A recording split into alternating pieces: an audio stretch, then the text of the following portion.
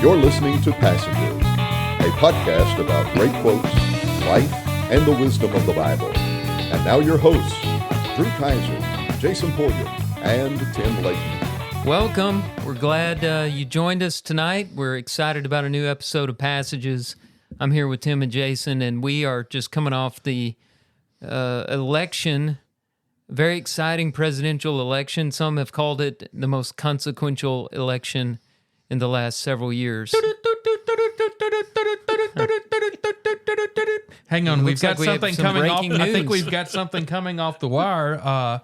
The AP has called it, at about 1 a.m. Yeah. for Donald J. Trump. But last week we were like, well, we might get on the next podcast and not know. I'm so glad we're not in that position tonight. And I'm so glad that Trump finally wrapped up his speech after about around 2 a.m. because I'm a little sleepy this evening. I can't even talk. We're in trouble. It could get a little punchy tonight. While we're on the subject of how quickly the results came in, how about Florida? 97% of the vote came in within like an hour and a half of them closing the polls. And from a population standpoint, they're the second or third largest state. state. I think they may be behind Texas. Yeah, I know they're California, bigger. Texas, Florida. Yeah. Right. And so, in our running thread last night, I shared my thought that Florida should have control of the process around the election nationally. Like Yes. everything should just be shipped down to Florida and just let them come out. And 2 hours, 9 o'clock, we can be in bed. Well, and That's right. That Why, includes if they can do it, why can't every other state do it? They really cleaned it up after the 2002 election with the pregnant Chads and the hanging Chads and the because that was the Gore. I mean, you remember the 2000. controversy? Was it 2000? I believe so. Yeah. But you remember the controversy that came out of that election? Oh, yes. And Supreme Court had to step in. And since then, Florida got it together. gets their stuff going. So, I guess it was Milwaukee last night that had to re-tabulate 100,000 absentee ballots. And I don't know if y'all saw that on TV or not, but they kept showing this machine. And the machine had two little red tags on it. And right next to it were places for two keys. Yep. And so they said that apparently the process is the tags represent sort of the audit, and you have to turn the keys. And so there was a poll worker who noticed that the key, position the had door not wasn't been, locked on it, is what they were saying. and said nobody in the place was concerned that there was, something afoot, but for the sake of being careful, they had to start all the way over again. Was it a volunteer Republican It was a observer poll who watcher, found And they it? said it was Republican that found it. I thought it was quite interesting before we jump into the national election that St. Clair County, Alabama, screwed it up so bad that they forgot to print the backside of the ballot. I'd like to say that I was a victim of that. I missed it. I'm Didn't in make St. Clair the County, national missed it headlines. at our polling place. Now, the sheets that they had at your polling places, did they tear them out of a perforated book? Mm-hmm. Okay, we either Yes. got to get better perforations or no perforations. I don't think I remember seeing that happen at my It polling took at station. least 7 minutes for the poor poll worker where I was voting to finally get that thing torn out of, and it gave me trauma response from being in about the 4th grade and having to tear out the timed quiz out of my math workbook. Oh, yeah, I and remember try those. not to tear That's the page tough. into a You million try to pieces. fold it on That that Yes. perforation. paper. Well, that's what she was doing, and it was Yeah. awful. She had a couple laying to the side where she'd ripped them all up. Yeah. We print the full ballot, get rid of the perforated paper. So this says that, and not that anybody will necessarily care, but it kept me in line for 2 hours yesterday. Oh, And luckily it was a beautiful, clear day, no rain. I was in and out in like 15 minutes. That's about how long it so took it me. says that statewide amendment number 1 was left off the ballot, and then I think somewhere else it mentions statewide amendment 1 or local amendment 1, which was the only thing on the back of the ballot. Yeah. So I wonder if they really just printed one. I'd like to see the original erroneous one. Mm-hmm. Were they supposed to go like two-sided to two-sided, and they just went two-sided to one side? So I learned this by reading this article this evening, and it said those ballots were shipped to the county by Election Systems and Software, a Omaha, Nebraska-based company that manufactures and sells voting machine equipment and services. And then St. Clair County came out and said basically, they reported that problem. And I think that they reported it like around 7 a.m., like probably right after the polls open, and somebody's like, where's the amendments? And somebody gasped. And so it says the first round of corrected ballots arrived at polling stations just before 2 p.m., with poll hours extended until 9 p.m. at several locations. So I'm thinking somebody jumped in a truck in Omaha, Nebraska, and got to St. Clair County as quick as they could. Impossible. I mean, that's a 20-hour drive From Omaha? It's a long way. I don't know. I've been to Omaha. I got this computer here. Maybe they stuck it on a plane. I don't know. I don't know. Well, that That might have happened. that would have worked. Yeah. If they'd have used Smith Printing in Leeds, we wouldn't have had this problem. Exactly. Smith Printing for all your printing needs. And And if you hear this and you want to sponsor, we could use a flyer. they could even brought it over here to the church. We could run some 11 by 17, I think. We'd get in trouble. Yes. So 13 hours and 43 minutes. I was 7 hours off. I bet they stuck it on a plane, probably. Yeah. Yeah. And you had one job. Yeah. That. One Right. job. And so And that person no longer has that job. No. I'm so, sure. so we But were the in, unemployment numbers just ticked up a little bit. Millie and I were in line, and that line took a while. It came out of their annex building all the way up to the front of the church or whatever. And so Nathan and Crystal were well ahead of us. They voted, and they came out, and they came by to talk to us, and they said they're running out of ballots. And because they were like coming in group, I don't know what they were doing. I think they were trying to just get them farmed out to all the different precincts. and Carrier stuff. pigeon, probably. But it's like, why are you giving them to us? Whatever you got, dump them. But they were giving them out apparently like 500 at a time. When it's also like, just let me vote on the front side. I mean, the amendments, are they important? Probably to some No. people. No. But If they're important, nobody Hey, knows it because yeah. you can't understand what they're saying. So enough I whining think there about was a that. hitherto in there. Enough whining about the poll thing. Yeah. Has there ever been a more boring ballot than what we voted on yesterday? A lot was- of the ones it on was my the- ballot were was the- uncontested. Yeah. Everything on mine, Except for was maybe three. presidential. Yeah. No, everything below presidential on mine was uncontested. There were a couple. We had a there were seat a couple on the Congress There that were we a had to couple vote that for. we had to vote for. Okay, y'all had something. Yeah. Y'all had something different than me. I think- Everything I had, Honestly, I forgot my One glasses. candidate. I'm not real sure what all I bubbled in. and so I couldn't see it real well. I was thinking about that, and so when we left the line, so we got in line about 2:00. We left about 4:00. When we Good night. left, the line was probably at least half longer than it was when we got in it, which was at the front of the old church building in Cedar Grove.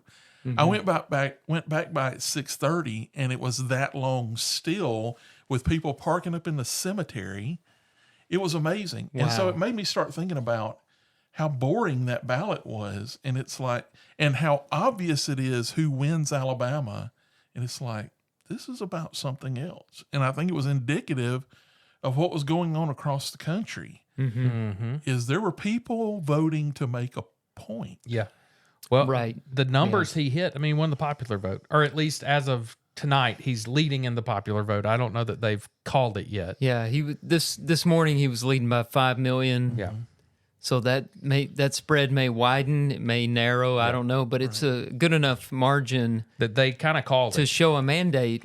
Yeah. And I don't recall an election where we've talked this much about the popular vote, except for after the fact when a Republican wins and the Democrats say, well, we need to do away with the Electoral College because Right. she won the popular vote or he won the popular vote. But there were so many, there were states that got called and they moved on to the more interesting information of the evening.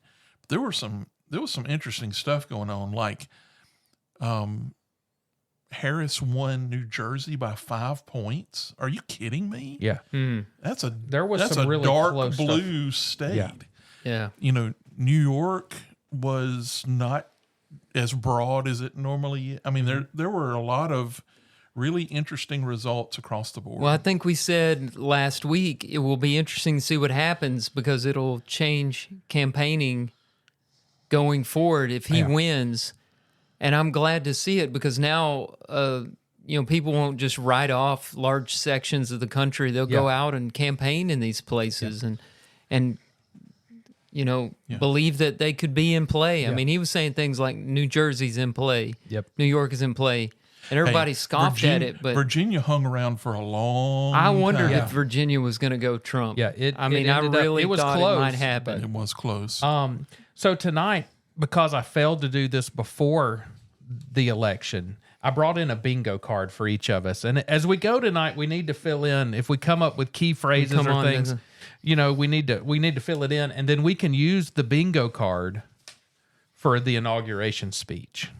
Oh, okay. I think that's a good idea. Well, I may not be thinking the same. I was thinking election night bingo card. So Oh, well, let's do election night bingo card then. Yeah. Yeah. some of it may apply to the Yeah. inaugural speech, Yeah. But we need to fill in our bingo. I can't believe we did not make a bingo card but this we year. should have made it, and then we could have brought it. Oh, it would have been spectacular. Going by memory, I got a square right now. Take Gonna it. throw it at blue wall. Blue Blue wall was going to be Y'all were one, thinking yeah. that too. Blue wall. I'm No, gonna I write heard that that in. 100 I have a million list times. right here. What's at the top of the list, Drew? Yep. There it is. Blue the wall. blue wall. Blue That wall. was one on my list. Lawfare was one of my words that kept coming up last night. They talked about lawfare. Depending lawfare. on what channel you were watching. Yeah. Okay.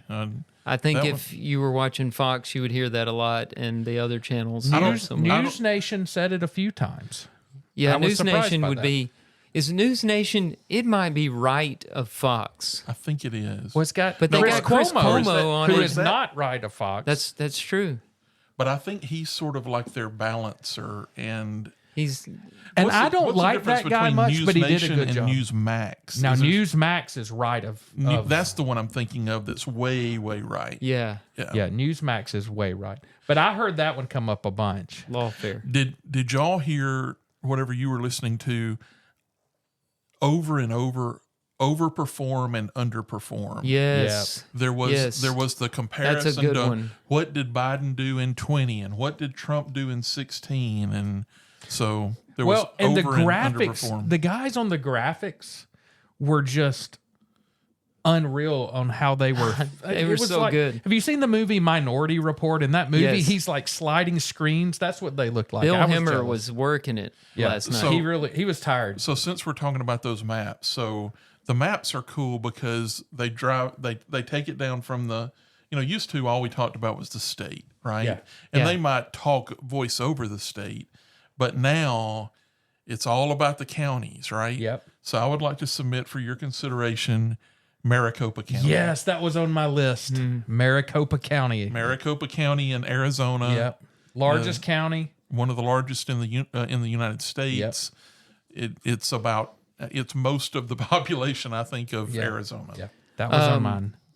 I wanted to, on that overperform thing, there was a clip from CNN that I heard on the radio this morning where I think Jake Tapper said, can we look at a map that shows us all the counties where Harris did better than Biden did? Oh, yeah. And so they computed that in, and the map was completely blank. Yeah.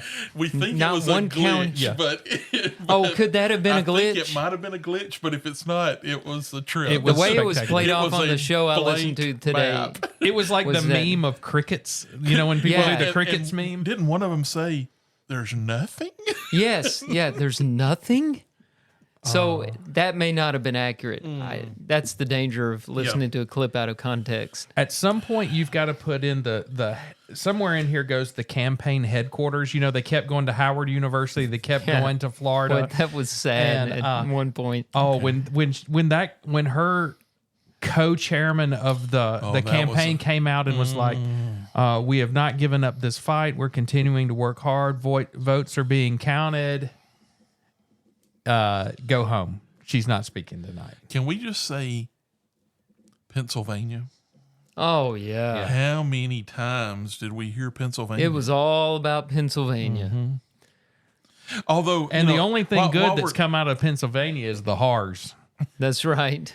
while we're talking Well, about Liberty Bell. Liberty Bell. I mean, a few good things, while we're talking about states, did y'all find it interesting that so a lot of this was about Trump overperforming everywhere, but I wasn't prepared for how long Georgia and North Carolina took.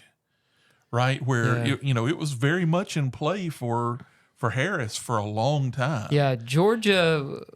I was not sure about Georgia. And that early part of the night, when those two things were what was being talked about, it's like, and then what's going to happen from there? Yeah.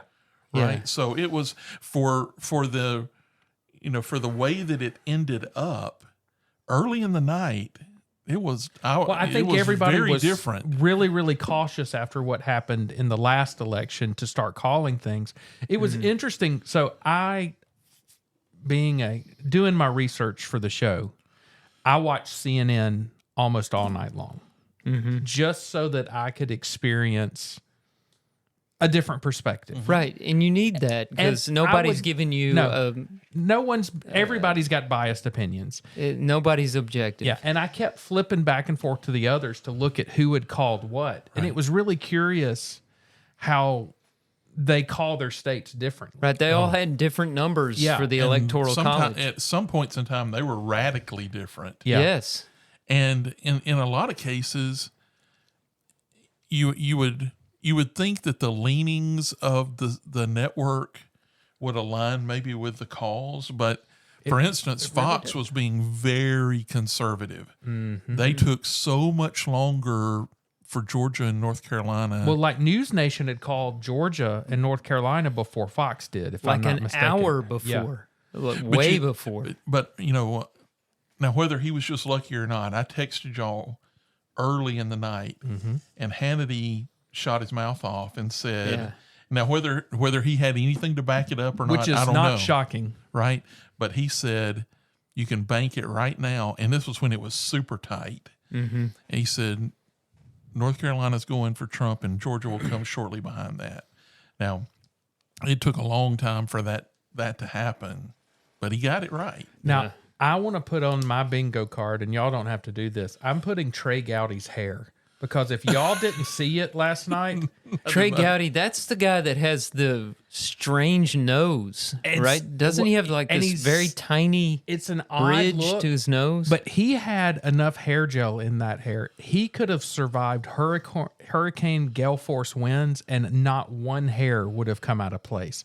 I mean, a hurricane would drive a 10-penny nail into a fence post, but it wouldn't have blown that hair. It would. If I'm gonna you look can him find, up. I don't think I'm thinking. if you can not find a thinking about the clip same of Trey Gowdy last night on that panel, it was impressive. I'm trying to think of what other things really stood out last night. he's the guy with the nose. Yeah, he's an interesting guy. Here's one to think about. I don't know how many times y'all heard this, but Omaha 2, and we weren't even referring to an Yes. audible from Peyton Manning. Yeah, That's Omaha, that congressional, Omaha. Yeah. second congressional district. And Maine too as well. Right, Maine. Really in that block, you could go Omaha, you could go Nebraska and Maine. Yep. And the reason, of course, is because they do. I had to look this up, right, for their exact process. But they give each one of those states gives 2 electoral votes for the winner of the state popular vote, and then they give 1 electoral vote for each congressional district. Now in Maine, there's 2 districts, so there's 4 total. 2 go to the winner of the state popular vote, and then 1 to the winner of each congressional district. Same thing in Nebraska, except Nebraska has 3 districts, 5 total votes. And the reason that got dicey is because there was some discussion in Nebraska early on in this campaign about changing and doing it the way that all the other states, except for Nebraska and Maine, do it.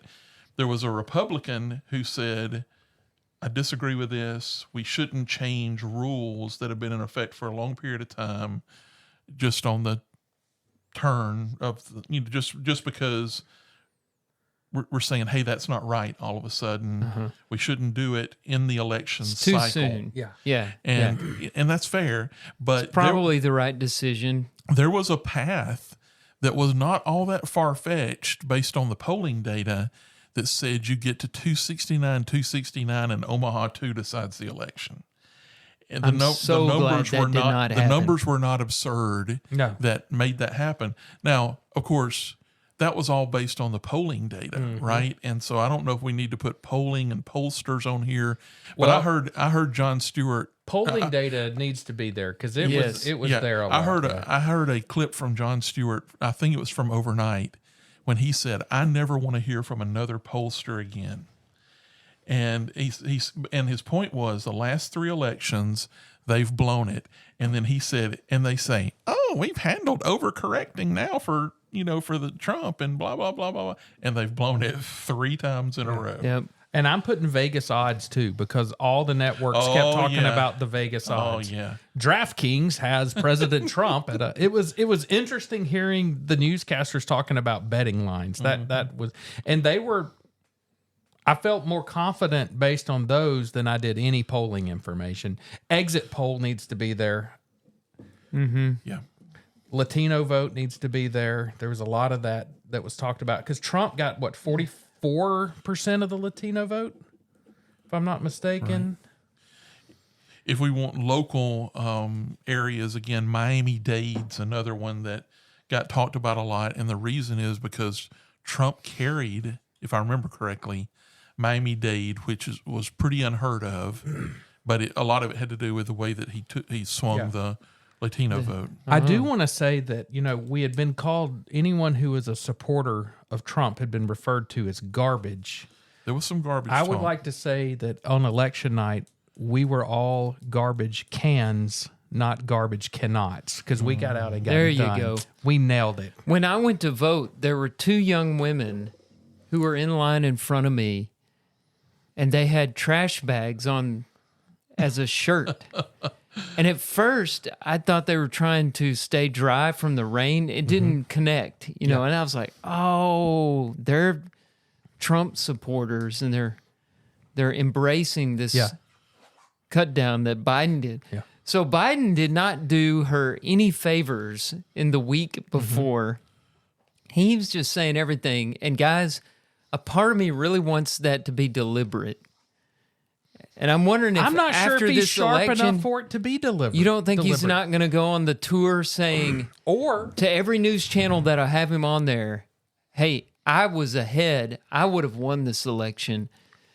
I had 17 million votes in the primaries, and it should have been me, and they ousted me, and this is why we lost, is because they kicked me out. Or what if What has he got to lose? Or what if the cook at the White House stops poisoning his food and he comes back and he's fully coherent? That would be interesting. Did y'all notice? Don't blame that on the cook. Tonight at church, I noticed one of our members had a bandage on his ear, and I told him, I was like, "Dude, the election's over. You don't." He had a cancer removed today. I bet he appreciated that. I felt really bad about that. I was giving him a hard time, and I want to apologize. You know who you are. I'm apologizing for thinking you were just carrying your election fervor over for another day. How about the path to 270? I heard a lot of path to 270 last night. There are a lot of squares on this. Yeah, there are. Yeah, I'm running out. I'm running How out about of ideas. swing states and battleground states? Yeah, that's 2. Want a piece for that? If you would like. Let's I'm do doing it that way. Okay. You can't have it without Elon. Elon was talked about a lot during the broadcast last night. RFK, does he get a square? Yes. Sure. Yeah, I think he because up in the blue wall, there was a lot of talk about RFK being on the ballot, and he was getting about 0.5% of the vote, and they were talking about how close those elections had been, and RFK was trying to. So RFK, He was on our ballot. He was trying to get on. He sure was, right? So he's trying to get on the didn't have my ballot. glasses, I'm not and then sure. he couldn't get off the ballot. Right. Even after he withdrew and threw his support toward Trump, he couldn't get off the ballot. And so that was pretty interesting. On the other side, you didn't hear a whole lot about Kamala's team.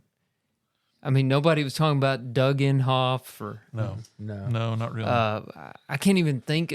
Look, Tim Walz. Nobody was discussing him last night except he was awful.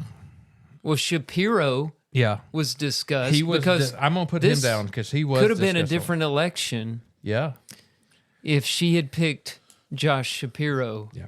As her running mate. Very popular governor of Pennsylvania. I will say when I turned on CNN, I got home around 8:30, 9 o'clock. They were a little jovial, joking. There were some... They seemed to be comfortable, relaxed. Mm-hmm. By 10:30, 11 o'clock, you could see the makeup starting to crack, little beads of sweat. By midnight, it was starting to look like a funeral home. Angry. Distraught. Well, I got 4 blanks left, but I'm drawing a blank. Can I on suggest Too Close to Call? Oh, I like it. A lot of that talk for a lot of the night. That's not one that I enjoyed either. Yeah. No, that created anxiety. Because I wanted to go to bed. This one was a little, it got some play here and there. The Des Moines Register poll. Yes. Yeah, I think Who you're predicted right. Iowa would go for Harris. Exactly. And we're way off. So close. Yeah. I mean, Trump only won it by 13 or so, I think. Yeah. So, yeah, they had... The other paper in Iowa said, if Trump wins, we'll shut our paper down. No, if Harris wins, we'll shut down our paper. If Trump wins, you shut down your paper. I think they didn't take him up on that offer. I think we're remiss if we don't put the polling tabulating machine that kept showing up because the one Tim was talking about a minute ago. The Milwaukee, the Milwaukee machine. That machine got some serious airtime. It did. And what we're talking about is... And that guy that was feeding the ballots into it was a stud. Yeah, He looked like he could handle himself. Yeah. So they were saying that in that particular office or voting place or whatever it was, that had to do with absentee ballots, and they had some kind of process that didn't happen like it was supposed to, and they didn't close something up the way they were supposed to, or lock it, or turn the key, or whatever. And they called in like all the city workers that they could. They said, everybody report. So they said they had like firemen there. They had, city workers. And I guess, it was all trying to get all of that processed again, because I think they had processed 100,000 votes that they had to reprocess. The Milwaukee voting machine.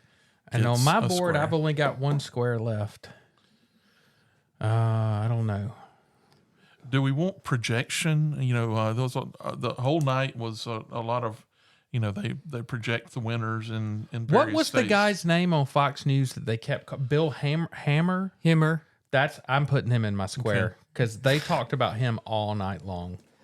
Was he the guy that was doing the map? Yeah. Yeah, he was on the Minority Now, Report the older board. guy that they had on CNN doing that, he was struggling. He was having a hard little time. slower than Himmer. Yeah, he was. It was kind of like he needed a flip phone instead of a smartphone, if that makes any sense. This was late, and I don't know if y'all saw it or not in flipping back and forth, but it was probably 11 o'clock or so, and I think I think Fox had projected the election at this point. And throughout the night, there was one side of the table that they were rotating folks in and out of. Yes. And there was the other side of the table that was staying pretty static. And they rotated in a group that had Juan Williams at the end of it. Mm-hmm. And basically he said something to the degree that this was a referendum on race and sexism was what this election was all about. And they could not get him off that table quick enough. I mean, so he basically, first of all, he got into it with Brett Hume, and because Brett Hume, I think that where Williams was going with it was this whole idea that black men will not vote for a black woman. And some of that having to go back So he was to, calling Trump supporters racist and sexist. Shocking. And Even- if they had, Right. if America was a better country, we would have elected Harris. That's the point he was Pretty much making. it. And Because she was and, so much more qualified. and sort of like, the Insert eye whole roll here. room and that whole channel, they were all, happy days are here again, and he comes in and he sort of drops that, and they were, you could tell it was like, get him out of here. Now, I do want to compliment on the Fox News panel on the side of the desk that never moved. The far left was their, I guess, the token Democrat They had a couple, I think, that rotated through on the other side. That guy was good. I liked that guy. I can't think. Gray, what's his name? Gary? Yeah, something? I don't can't know. remember his name. It was good. But was good. he did a great job. He was cordial. He was kind. But like, he wasn't stood up angry. For, He stood up for his himself, beliefs or whatever. But he also said, at the end of the day, we've all got to work together for this country. And I think the message of unity that he was putting out there, I mean, he was sitting on a panel where the majority was against him. It was really, I don't know, I thought it was, he handled himself really, really well. There was an awful lot of talk the later the night got, especially on like CNN and on NBC. I watched a little bit of that, and there was discussion about, so they, from their obvious sort of personal bias, was not going well, and they started the discussions about what do we learn from this, and y'all probably heard a lot of that, last night and today, where they're like, we need to rethink what's going on here. And I wrote this quote down that somebody said, and it was one of these talking heads, and they said, the progressive era should be over if we want to start winning again. And I thought, whoa. Wow. Yeah. Whoa. Meaning woke politics. Woke politics. If I heard, we should have woke on here. There was a lot of woke talk. Yeah, I need to put woke on there. And so, because there was a lot of, discussion about that. And just, they've gone so far off the reservation. There's just no end to it. Right. Tim, I believe going that's a very further and further and insensitive, further. I'd like to comment. apologize for what I just said. I would like, if y'all don't mind, since I stayed up late enough to hear this, can I play a couple of little short clips off of Trump's acceptance speech? I really liked some of his messaging that he brought out. For you, for your family, and your future. Every single day I will be fighting for you, and with every breath in my body, I will not rest until we have delivered the strong, safe, and prosperous America that our children deserve and that you deserve. This will truly be the golden age of America. That's what we have to have. I really liked his message there. Now he uses "I will deliver." I wish he had used "we will deliver." That's just me being weird about words, but I like that he was saying we're going to bring back an America that your children deserve. That is, because one of the things I've had patients talk to me about this over the last few weeks is that people are afraid of what our children and our grandchildren were going to inherit. And I think this gives us a chance to, not to be cliche, but to make America something to be proud of again. I think in a lot of ways, we've lost a lot of pride in who our country is and what our country represents to the world. And we've been made to feel guilty about our country in many, many ways. And I don't know, I really liked that part of his message. The other part I wanted to play, and this part made me laugh really hard. So over this campaign, I slowly became a kind of a J.D. Vance fan. I think he's very good and articulate. I think he's very intelligent. And I thought his speech, that he did a really good job. But then Trump's comments after J.D. Vance sits down was interesting. So I'm going to play J.D. Vance and then hang on for a minute and listen to what Trump says. It's just typical Trump. He makes me laugh sometimes. It was almost 2 a.m. I hadn't slept for a while, so maybe it was just me, but I'm going to play this clip. Well, Mr. President, I appreciate you allowing me to join you on this incredible journey. I thank you for the trust that you placed in me. And I think that we just witnessed the greatest political comeback in the history of the United States of America.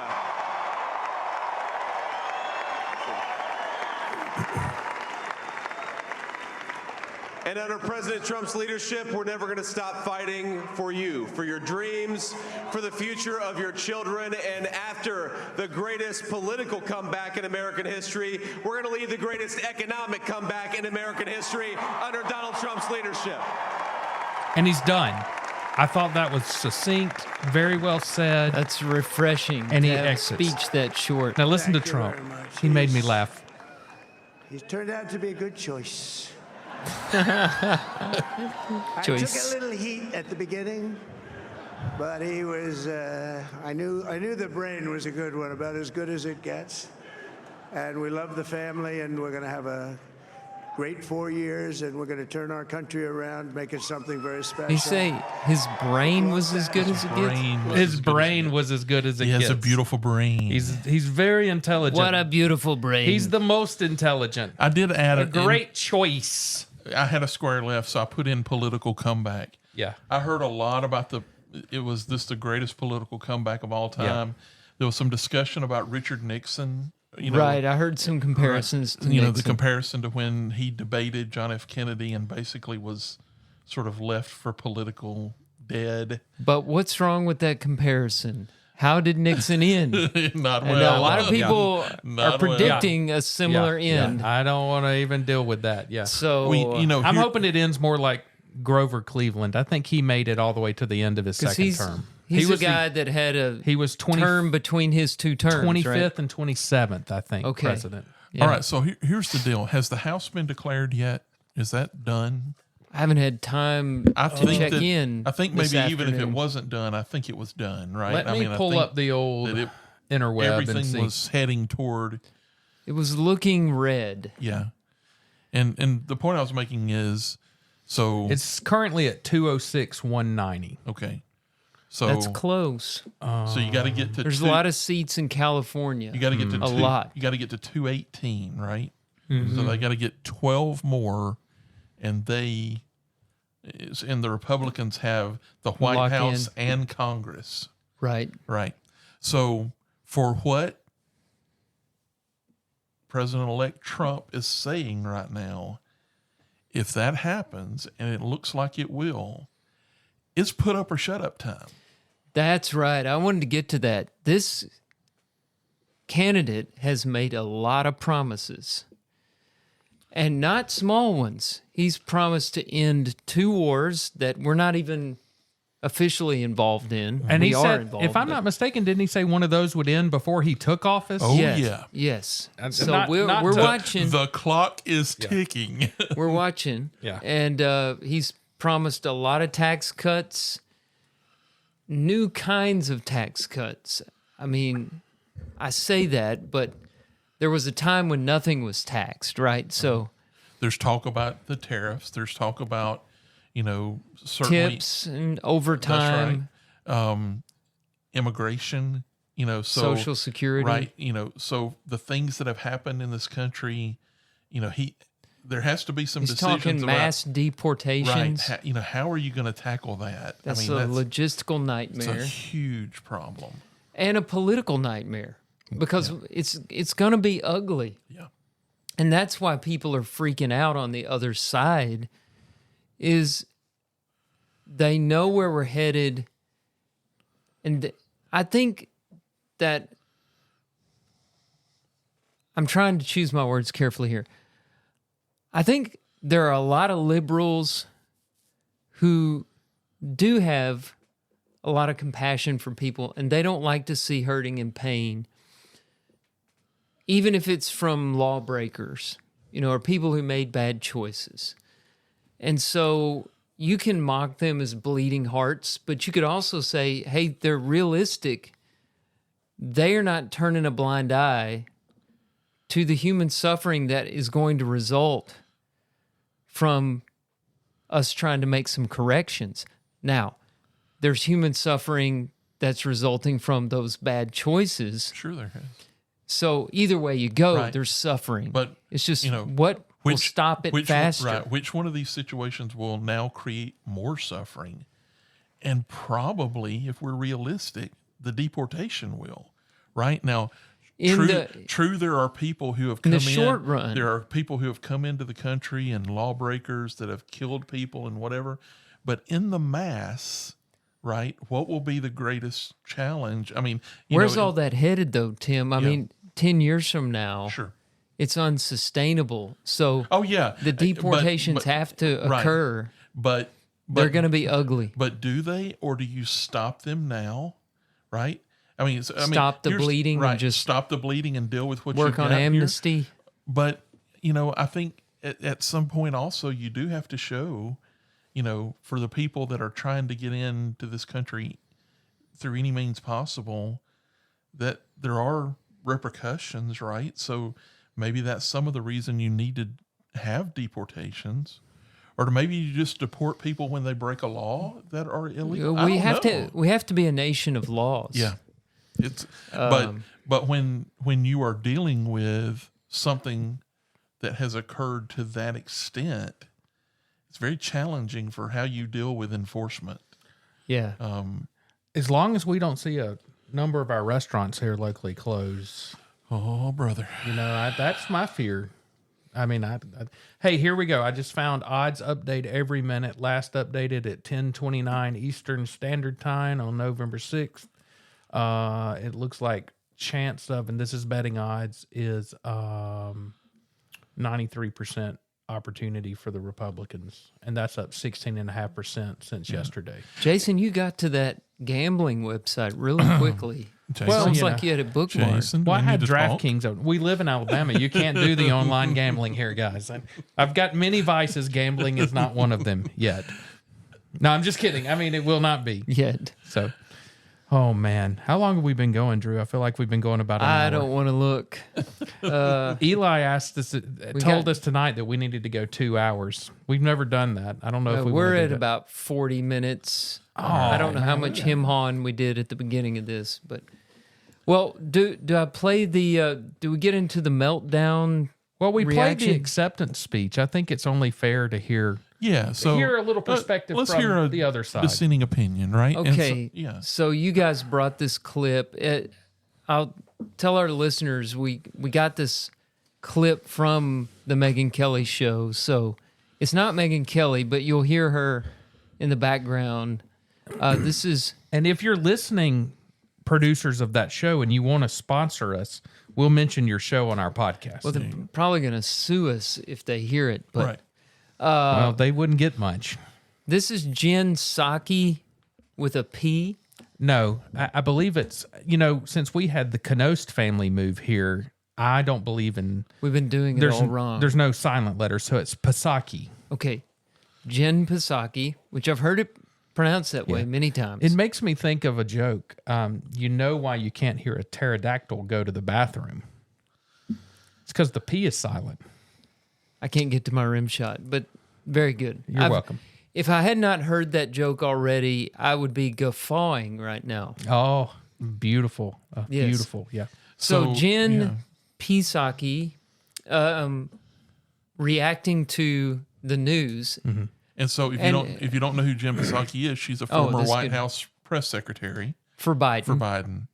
And so she has some very personal feelings, I'm sure, about this election, and let's just say they bled through a little bit. So this comes from In the greatest understatement of the night. this comes from MSNBC, and you don't have the luxury of the fact that there's the big screen that pulls up that says projected winner of the presidency, Donald Trump. But this is in some way Jen Psaki projecting for MSNBC President-elect Trump as the 47th president of the United States. This is the way she announced the news. And it doesn't go well. Watching right now, that news is, to say the least, a lot to digest. I understand that personally. After he lost 4 years ago, he refused to accept the outcome and incited a violent insurrection on our nation's capital. He's campaigned while facing criminal indictments related to his efforts to overturn the 2020 results, and he's run as a convicted felon. During this campaign, he has also promised to essentially be an authoritarian leader, to use power like no American president ever has before, and wield that power to go after his political enemies. This is a man who's also bragged about overturning Roe v. Wade and stripping away women's bodily autonomy. He's promised to conduct mass deportations to crack down on the rights of millions of Americans. Donald Trump is an anti-democratic force, but he's just been elected democratically in our country. Donald Trump was elected by expanding his support over a number of key groups. There will be a lot of time spent on how and why he won and what this will mean for the country over the next 4 years and beyond. She's really good. I wish I had better news for my daughter later this morning. I know Tim Miller and I were talking about this earlier when she and so many others wake up to this news. I wish I could have called her and told her that the first woman president had just been elected. I wish that. I won't be able to do that.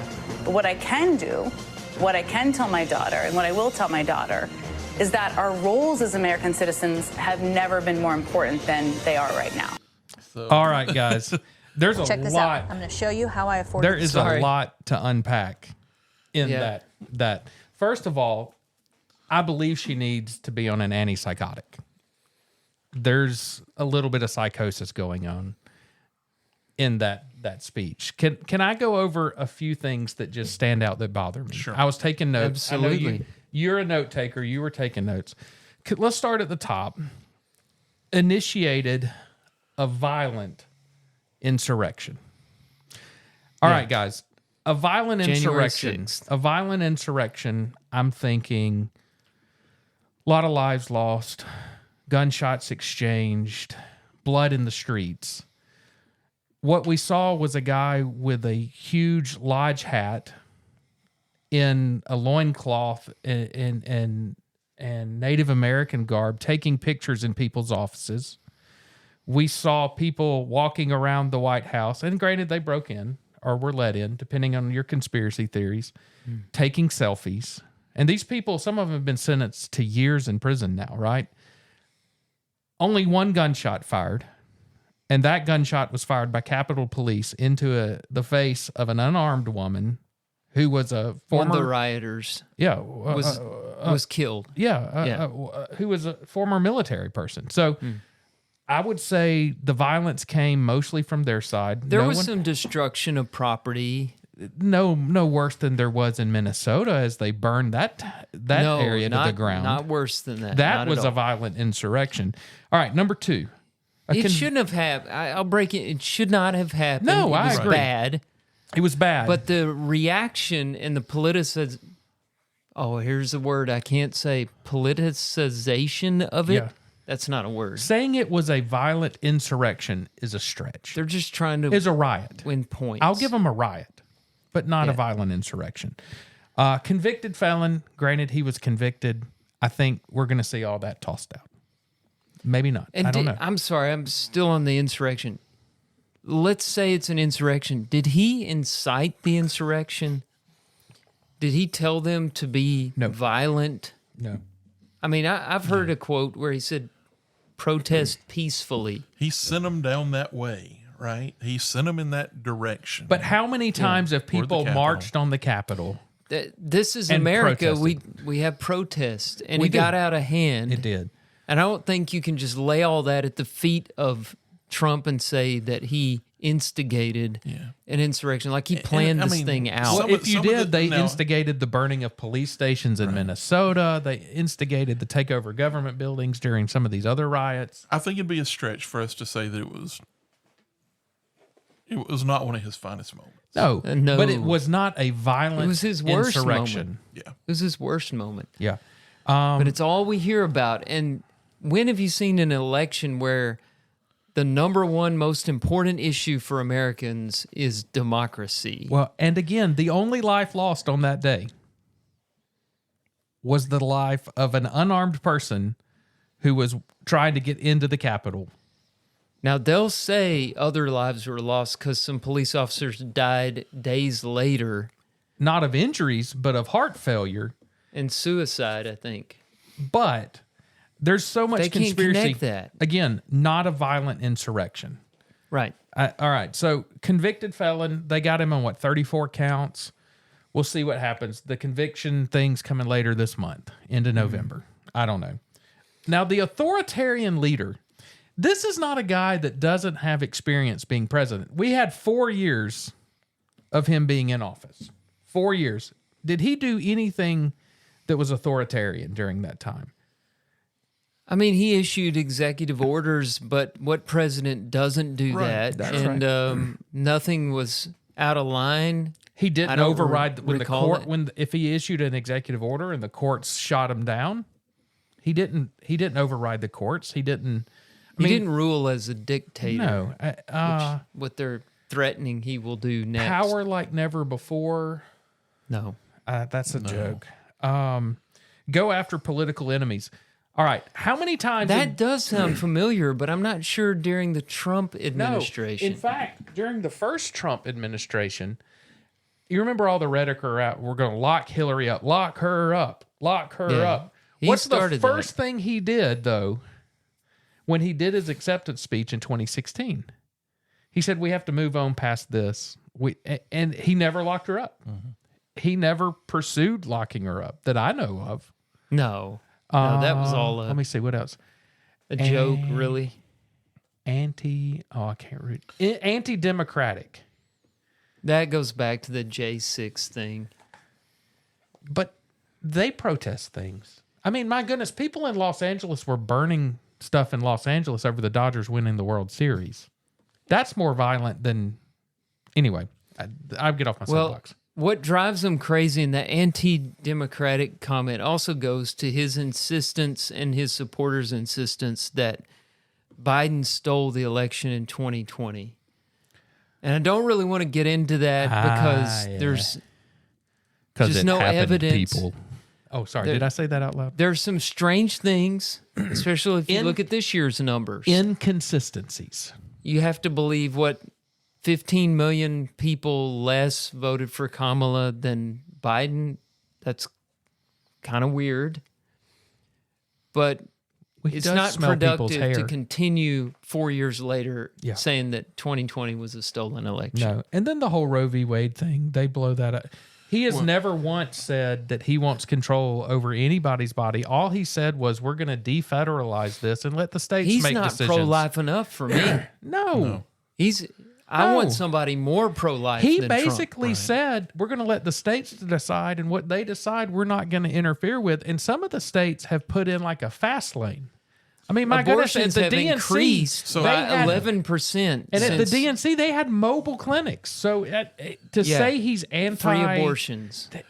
Say he's anti-women's choice is ridiculous. And this is so not an issue. Again, all of us feel the same about abortion. Last night there was an amendment that lost in Florida. It was the abortion amendment in Florida. The reason it lost is that it had to pass 60-40. And so it passed like 58% or something. A lot of other states passed, above 50%, but for whatever reason, the rule was that it had to be, plus 60%. So it didn't pass.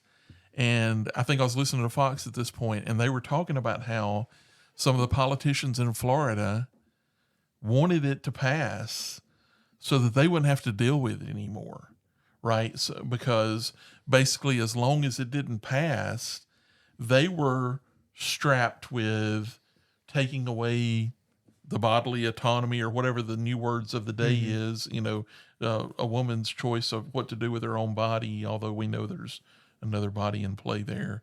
But that's the whole point of this is the Republicans they can't get away from this issue quick enough. And that's disappointing. No, it is sad. It is disappointing. but it's true, and to this point, President Trump or most any other Republican out there is not interested in taking away somebody's bodily autonomy or whatever that's supposed to be. And can I say something that in this room it's not controversial. In certain settings, this would be considered hate speech, but I'm going to say it anyway. I am frustrated by this pro-choice. You made the choice before you got to the point of being pregnant. Mm-hmm. Women's choice is, and I know there are small percentage of things that happen, rape, incest, there's bad things out there. I get that. But the majority of unwanted pregnancies that are ended in abortion are because people have made a choice and they don't want to live with the consequence of that choice. The choice is save yourself for marriage. And this is coming from somebody that's got no right to speak about this because I got all kind of problems in this department. But if you make the choice to go out and be sexually active, you, to me, lose the choice of what to do with this baby. That the choice is, if you're pro-choice, I'm pro-choice. I'm pro-women making good choices, men making good choices. And guys, we're responsible too, because us men are pretty good guys, but men out there are impregnating women and then walking away from them and not taking any responsibility and leaving these hard decisions on these young single moms or soon-to-be moms. But I get so frustrated. Last night, at one point, I wanted to scream at the TV when they were talking about this whole pro-choice and for women's rights. Women have the right. Women have the right to say, no, I'm not going to do that. I don't know. We focus so much on the outcome and the consequence. What you're really wanting to do, which is kill a baby. The baby is going to be inconvenient. We all know what they're doing. They're changing the language to try to soften up what's really happened. Yep. That's right. And they are destroying a human. And they know what they're doing. They do. Everybody knows. We're just not using the actual words. And in fact, some of the strongest voices on the pro-life side are mothers who have lived through abortion, who have gone through that and have just carried that burden their life. And they're trying to keep other young mothers from making the mistake that they made at a young, influential. Look, I never had a teenage pregnancy. Only by the grace of God. Mm. But if someone had come up and said, hey, I'm with child, then the terror, the panic in that moment, it would make you think of every possible option out there, but never should that option be, I'm going to destroy a human life. I'm going to take away the opportunity this person has to make an impact on the world. But these words that we're talking about they here, soften it. They soften it up.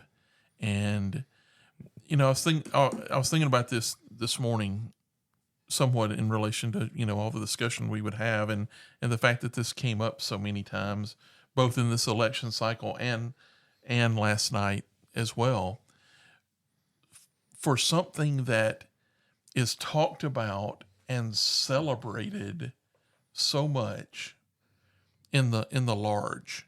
We are for women's right to choose. We're for women making decisions about their own body. When have you ever heard of an individual situation when that takes place that anyone is happy about or right? So in this big, large setting, when the words are softened up and we're all rah, rah, women's rights, blah, blah, blah. And then you take it down to the reality of that baby being killed. How come nobody gets on Facebook and says, I exercise my women's right today? Right? Yeah. Nobody does that. Why? Because it's terrible. It's an awful experience to go through. And It's got to be. And a life's being ended. And I think, with very few exceptions, any woman that goes through that is changed forever because of what's happened. Yeah. And I think that's where it gets from, this softened up, we'll make a political football out of this kind of thing, down to the reality of what's going on. And what mother would say, I wanted to be able to tell my daughter that today we defended her right to kill babies. I mean, that is such an absurd thing for a mother to want to tell her daughter. Right. It's like, look, if you get in a bind here with a pregnancy, I'm defending your right to end that pregnancy. I mean, that's sick. Right. We And live in a I world. don't understand why people aren't angrier about this. We live in a world where there's been more outrage over the last week about Peanut the squirrel being Right. euthanized than there is about the however many thousands of You're abortions. right, Jason. we have there had. is so much more emotion over animals than over the unborn. The reality so much is, more. it was in the news. It was mentioned on the shows last night about Peanut the squirrel being euthanized, and it was like, how can people do this? Well, my goodness, people, we're killing children. Right. Granted, they're in development, but they got everything they need to be human. They got their soul, they got their DNA, they got their minds, they've got potential, they've got it's not opportunity. complicated. It's not complicated at all. No. When does life begin? It begins at conception. You don't take a life. God knits you in the womb.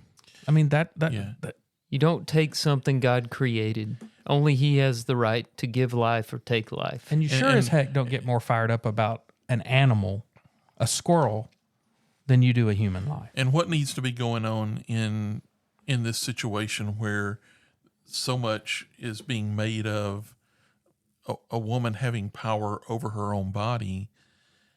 It needs to be the emphasis on you have choices.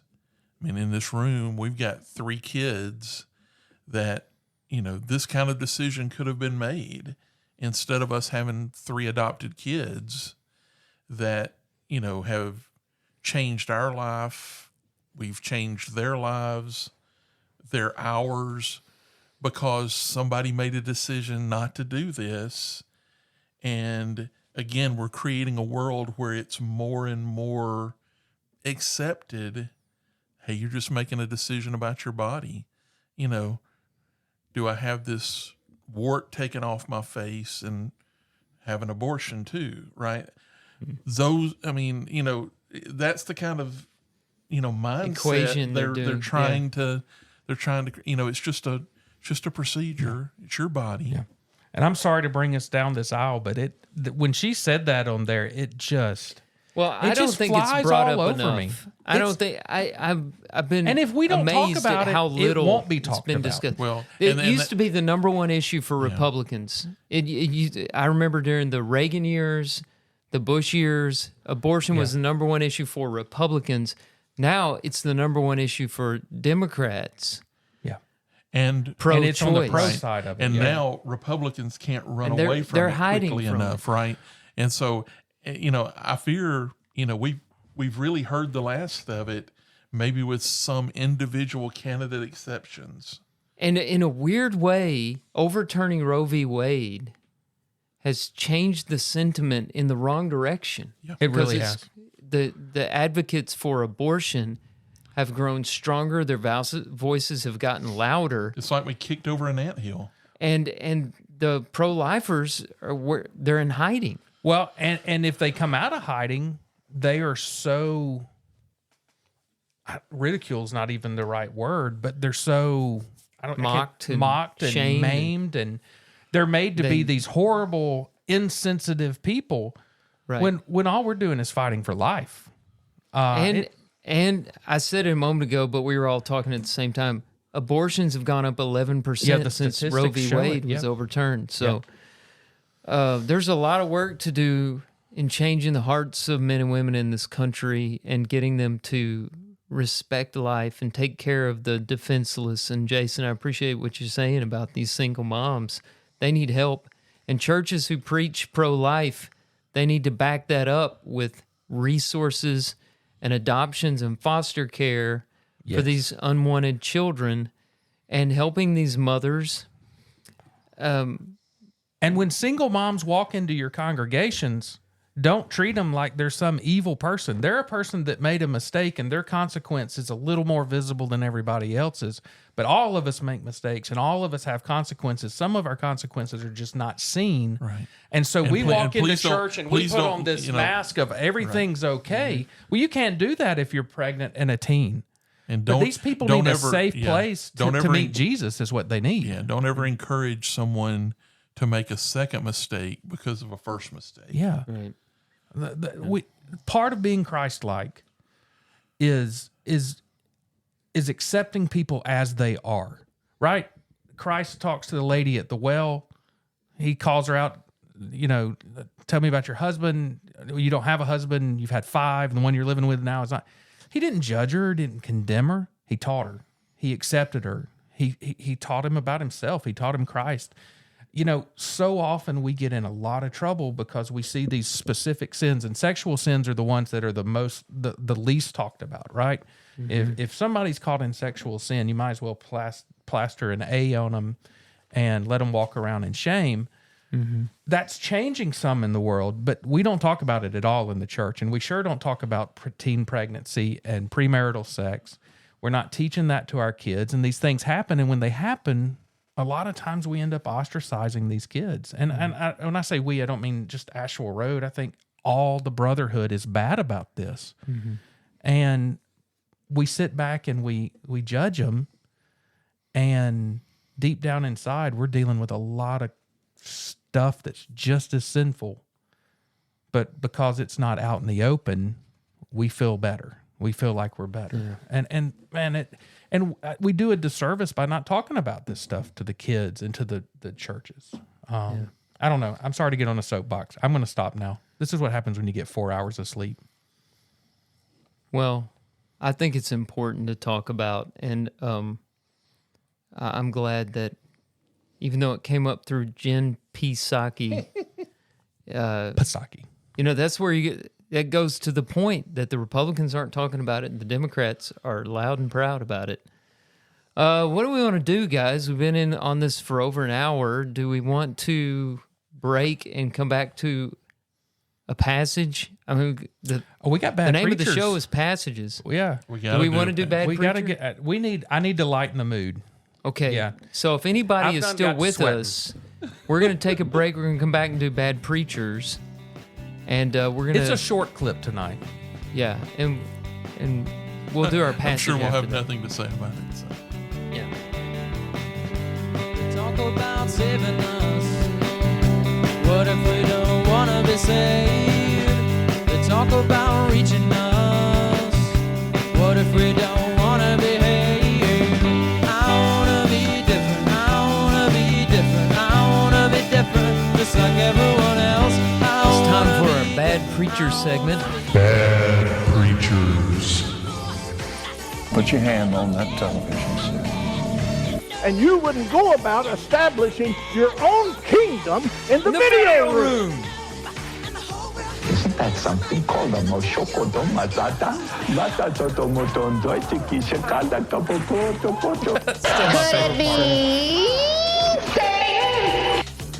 That tongue speaking is just Hey, who was in the crazy? Who was in Bible class Sunday morning in the auditorium? I missed it. Not me. I teach in the back. Okay. Jimmy Pulla was laying it down, doing a great job up in that class, and his slides wouldn't move, and he said, "Hey, back there in the video kingdom." I like it. That's great. Now that's well played. He outed himself as a passenger. Yeah, that's Thank awesome. you, Jimmy. All right, was guys. Awesome. I found this clip. The title of this sermon is "Vision Eliminates Excuses." This is Mike Todd, Pastor Mike Todd. I'm just going to let it play. It kind of. We usually don't get a sermon title on these, well, so this is it's good. on the bottom of the screen, so I have to go with it. Here we go. I do tons of stuff I don't like doing because of the vision that God's given me. Can I be hot with y'all, humble, open, and transparent? I don't like studying to preach every Sunday. It is tedious work for me. I start on Wednesday to get to Sunday. And I'm working on Thursday and on Friday and on Saturday. And I'm tweaking up until 30 minutes before service on Sunday. Every week. I hate it. Well, all right. So Hey, I can appreciate this is validating. but I can appreciate the hard work. But to say you hate preparing a sermon, hang on, I didn't pause. Controversy in. Sorry. So I'd like to point out that if this guy preaches for the kind of church that I think he's preaching for, he's got a big staff and he's got one sermon a week. Well, by the chain and the skinny leg jeans, yeah, I think you're probably Wednesday thinking through Sunday. Yeah, is all for one lesson. I mean, you've knocked out 5 lessons between Wednesday and Sunday most of the time. Well, it's happened before. I don't want to get this off track, but if you will drop, can I be hot with y'all? Humble, open, and transparent. You will be my hero. Okay, if you can work that in. Sometimes there's challenge words and all that stuff, and I've never been a proponent of that. But if you'll drop, can I be hot with y'all? Humble, open, the fact that it made me sick to my stomach when I heard him say that may indicate a reluctance on my part to use that acronym. Just give it some consideration. But he does it. Just let it marinate, okay? He hates it. I might call something fat. P-H-A-T. Pretty hot and tempting. What? Whoa, I never knew that. Yeah. I think that was on a Michael Jackson album. Oh, no, that's PYT, Pretty Young Thing. Oh, okay. That's what I was thinking. I don't know where I got pretty hot and tempting. I don't know. But I just delved into the mind of Drew a little bit. I am really that goes impressed back to that junior high. Probably just so. jumped out of you. Yeah, so the clip. He hates. I hate preparing a lesson, but I do it because God gave me a vision. Yeah. If God gave you a vision, how much prep you have to do? I'm just I wonder saying. if one of his leaders afterwards came up and said, "Hey, we can help you out with your pain in your life. Don't worry about preaching any more sermons." Yeah. You don't have to be hot with us anymore. No. Can you imagine, though, from the pulpit in front of everybody saying, I hate studying the Bible? That's what he said. That's a little what rough. the dude said. You know, I love when I teach a class. I got one that I'm coming up in December getting to teach. I'm looking forward to it. I love it because it forces me to study things that I don't get to study, and it's just a lot of fun. I can't imagine, and granted, I'm not doing it 4 or 5 lessons a week like you do. It's a grind sometimes. I have no doubt. Listen, I have never been able to listen. Drew Kaiser does not do what Tim Layton would do if he was a preacher. Oh, I'd be doing some replays. I'd be replaying it, and I'd be googling some outline, chat GPT, GPT. Yeah, we get an original every week. It's original. It comes now. Granted, it might have been preached at the meeting the week before, but it's original to us. But it came out of his gray matter. That's exactly right. And so I can't imagine. Yeah, I've told him many times. Monday would scare me to death because anytime that I sub, right, I mean I'm scratching through stuff. I'm like, what do I want to talk about? And that's to do it one time in 5 years or something, and Drew does this every week, and it's like, how do you and I know a lot of it comes out of study, just comes out of your general study, and you get an and thankfully idea. you don't hate it, right?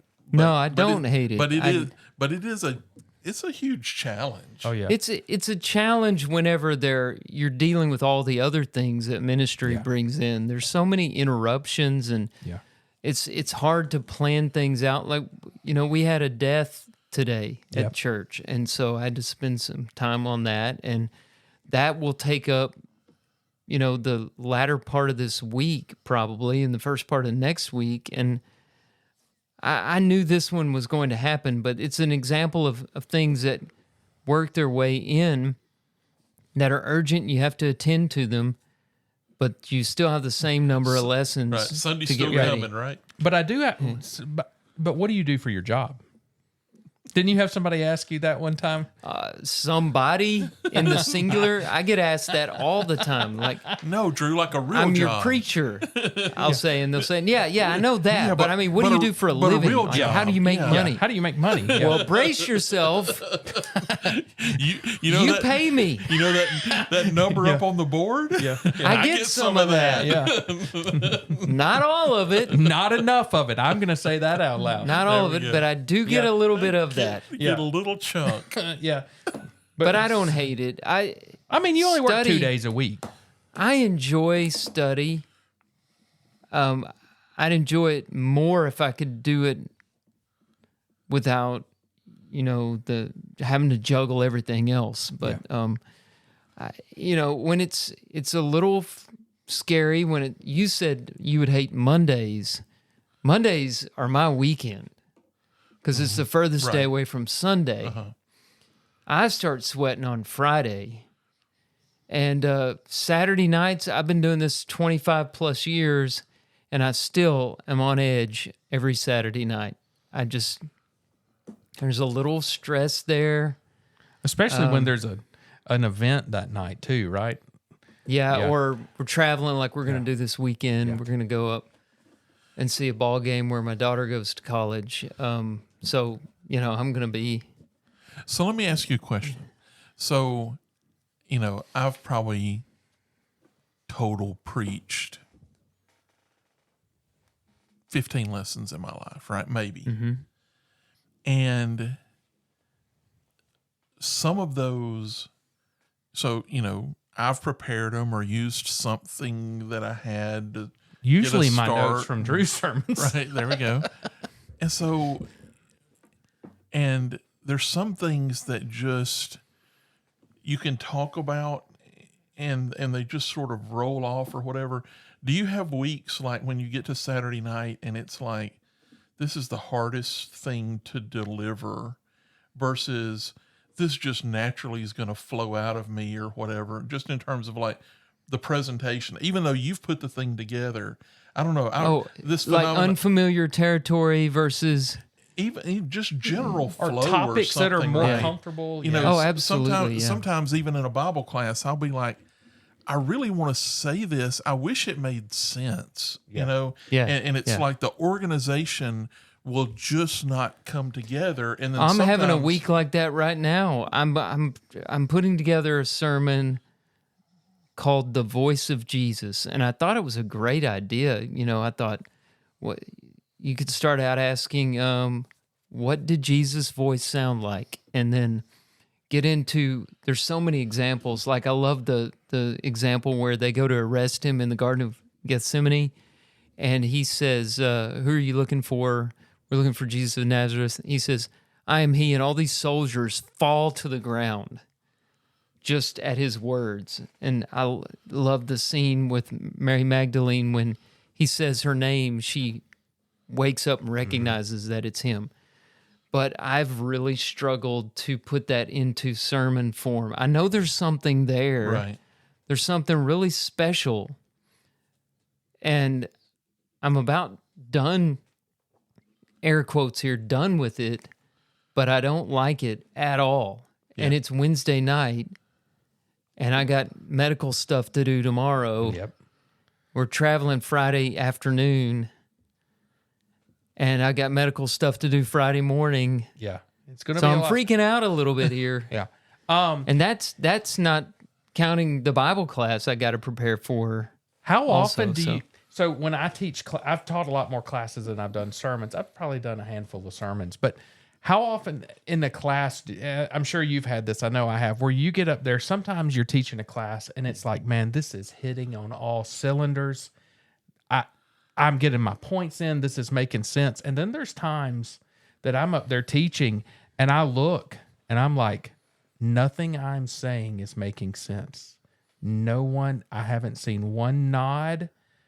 I don't know that if I ever person's feel like I'm asleep. firing on all cylinders. I No, mean, there's do you guys sometimes feel like that? There are sometimes where I've got a lesson and I'm like in the flow of the lesson. The organization is it's like this flowing point or leads whatever. to this point, and then sometimes it's like I have to force myself. Right. It's like I'm rambling. it's like, Let me move to the next point. I know I wrote this, but nobody out there can connect the dots of what I'm trying to get across here. Yes, there's times I get up there and I'm like, oh man, I'm laying a stinker, and then I'm in my head while I'm trying to teach, and it's an uncomfortable feeling.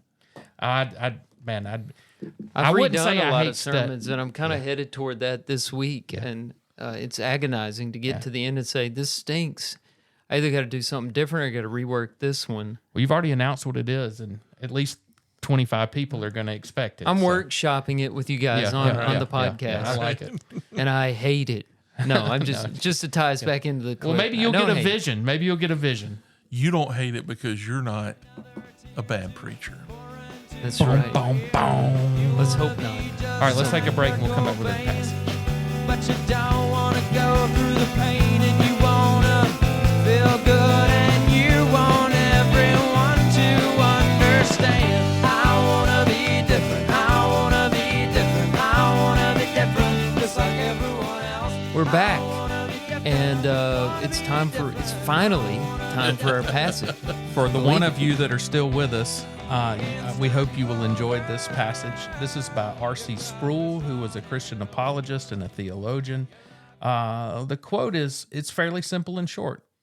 When I think I am unfairly hated, I try to remember that I am unfairly loved. I'll read it one more time. When I think I am unfairly hated, I try to remember that I am unfairly loved. I really like this. As somebody who plays the victim from time to time out of my insecurities, sometimes I see the world around me just being unfair and everything seems to be against me. And I think, why me? But I don't ever stop. I've never paused. And I really like this quote. I've never paused and thought, well, on the other side of things, I'm really unfairly loved. I don't really deserve the love. I don't deserve the love I get from my wife. I don't deserve the love I get from God. But these people give it freely to me, whether I'm deserving of it or not. I've never, until I read this quote, I've never paused and thought about that. And so this is a good quote for me. I really liked it. The cliche holds true that life's not fair. Yeah. And sometimes that works in our favor. Yeah. A lot of times, most of the time, that works in our favor. And another cliche when talking about grace, which that's what this quote's all about. It's another way of expressing grace. Yeah. Is you don't want to get what you deserve.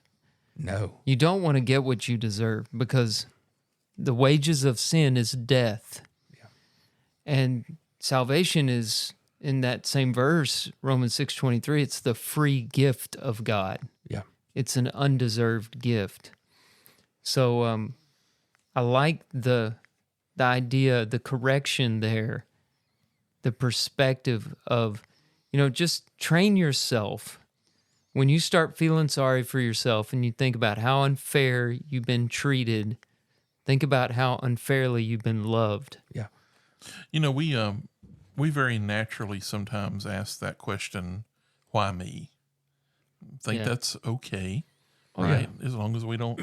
Job did a little of that. Right. He was a pretty good guy. As long as we don't, as long as get you too deep into take that. it into right? a self-reflective standpoint, I think it's But fine. this is an interesting concept, and sort of, I wrote this down as Jason was talking at the beginning, is maybe sometimes when we get into a why me kind of thought process, we need to think about it holistically, right? We need to think about it. Why me? All right, there's some difficult things that happen, some things that are unfair, some things that don't go the way that I would like for them to, but why me for all of the great things as well? And so, that may be real helpful, and it's sort of what the point of this quote is. When we're in the why me's, let's think about everything. Let's think about the whole gamut, because there's a whole lot of the, Drew, as you were saying, of the things that we don't get what we deserve. Thank goodness for that. Yeah. Right. Well, and it's a good opportunity when you get into one of those things where you start focusing on the I'm unfairly hated side of it, where you start working through the things you're grateful for, right? And if you can do that, you start seeing areas of your life in which you're unfairly loved too. I mean, things that are good in your life that are nothing you've done. It's just because God's blessed you or your family has blessed you. And it's just easy to get caught up. I'm tend to be on the negative side of the spectrum. I'm always glass half empty. Come on. Most of the time, glass half empty. So it's easy to get caught up on the everything's against me. But if you wake up in the morning and you can start thinking about the things you're thankful for, it's a way to combat that and a way to realize, I've got a lot of things that are going good in my life that I don't deserve to. I think both sides of this passage are in that instruction from Paul in Philippians 4, 6, and 7. Do not be anxious about anything. The anxiety is thinking about how unfairly you've been treated. Do not be anxious about anything, but in everything, through prayer and supplication with thanksgiving, I've forgotten Sproul's language, unfairly Hated. Loved. Unfairly loved. With thanksgiving, make your requests known to God. Mm-hmm. The peace of God that surpasses all understanding shall guard your hearts and minds through Christ Jesus. So the unfairly hated is in there. That's what brings you to prayer. And in prayer, you remember how you're unfairly loved. That's the thanksgiving. So it is... I thought about grace was the first word that came to mind, but it might be more about gratitude. Yeah. Which is what you brought up, Jason. I just think it's so easy. I think it's part of our human nature to dwell on the negative side of things. And we always, I don't want to speak it for y'all. I always, when things are going bad, always just see myself as being the target of some nefarious plan. It's just the way conspiracy. It is. There's something bad working been organized against Jason. But I don't Pullman. ever think about, and I've received a whole lot of grace in my life, a lot of grace and mercy in my life. And when I think about that side of it and the love aspect of it, it's not like I ever go, well, that was unfair. I shouldn't have been loved like that. I've never thought of it that way. And this quote, when I found it, I think I sent it to y'all a week or two ago. It was one of those where it was like, man, I needed to read that today. And it's a good one to dwell on, at least for me. Because it's our job in this portion of the podcast to dissect the overanalyze it and overanalyze it. Us can't just enjoy it. That's We've got to tear it apart. Got to diagram that sentence and rip it to shreds. Well, I'm gonna have to leave that up to y'all. I failed grammar. When I think I'm unfairly hated, right? So, just a little airtime for the word "think," right? Because sometimes the challenge is not only we're talking about, hey, I'm unfairly hated, I'm unfairly loved. Let's make sure and focus on the good along with the bad. But this also says, when I think I'm unfairly hated, so you? So am I really, right? And so that's something to give some consideration to as well, right? Sometimes we have feelings and insecurities and assumptions. And so the whole world that swirls around us, right? I mean, this whole passage is about, our fixed position in the world and all the things that go on around us. And sometimes we get messed up a little bit, right? And sometimes we are unfairly hated. And sometimes we think we're unfairly hated. And those are two different things, right? Yeah. They fall into this whole category, but we also need to give consideration to, am I really even analyzing this situation correctly?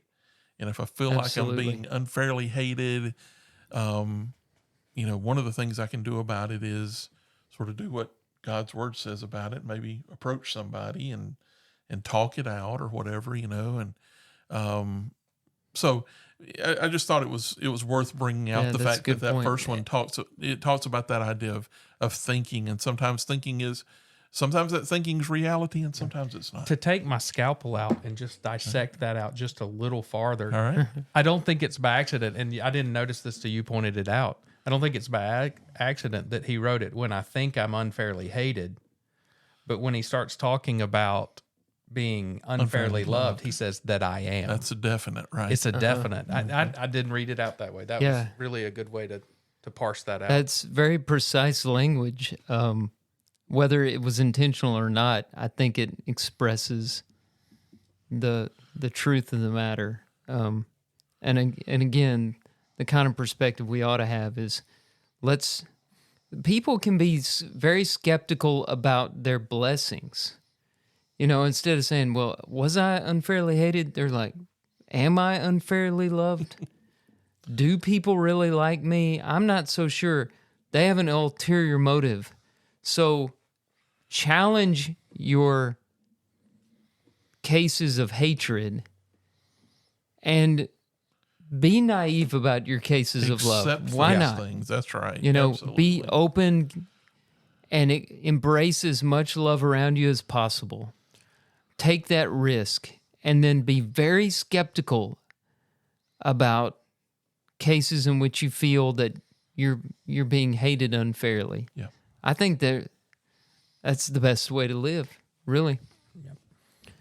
Well, that was a good one, and I say that at the end of when I'm transitioning to the end of the podcast, and you get some new words. You mean it most of the time. Well, that was a good one, guys.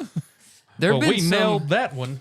We've been doing this long enough to have discussed some stinkeroos by now, don't you think? There's some that hadn't been great. There's been a few of them as we've been talking in my head. I've been thinking, this is not going well. How do we get out of this? We need to end. What episode are we on, Drew? 46. 46. We're heading toward 50. Oh, yeah, I think for episode 50, we got to do a request. That's a good idea. Yeah, that'll give us a little time. So it's time to start asking for topics, questions, passages, that is quotes, that you would like us to discuss. We're wide open. We'll talk about just about anything. I mean, you know, even if few exceptions, even if we throw in a little best of or whatever, and you got some story or something that you want us to revisit, or a follow up, right? I mean, and Tim's rodent problem, for example, which I heard we had. I heard we caught another one. Oh, funny you should. I told mention you that. They weren't all gone. Yeah, there was a. Well, in fact, we got one, and then I saw one. So there's. I told you. There's one on the where loose. there's one, there's a dozen. Shut up. When you go to sleep at night and you hear this across the rafters. Just wait till that cold weather comes in. That drives them in. Man. Look, it's probably they're coming out of our barn. I mean, they have taken over the barn. That's a long way from your barn to my house. It looks like quite our barn is like the convention center for rats. Are they coming to church and then getting in my car and going home with me? I have no idea. They were picketing out there. Theory. We changed chicken feed, and they were picketing the other day because they don't like it as much. So Tim, it's time to get a cat. Oh, with their allergies, that would kill you. Yeah, we've been over that. Right. Yeah. There's not enough inhalers or nebulizers in the world. Who to am keep I them talking alive. to here? Look like Will Smith and Hitch. Drinking that liquid Benadryl. Yeah. All right, we don't want that to happen. No. But be thinking about that, passengers, and we'll shoot for a listener request episode when we get to number 50. That leaves us 2 or 3 in between times, so we'll be working on some more passages. And thank you for listening. Spread the word. Leave us a rating and review and all that good stuff. John, take us out. Follow us on Instagram at passages_podcast. And join us next time on Passages.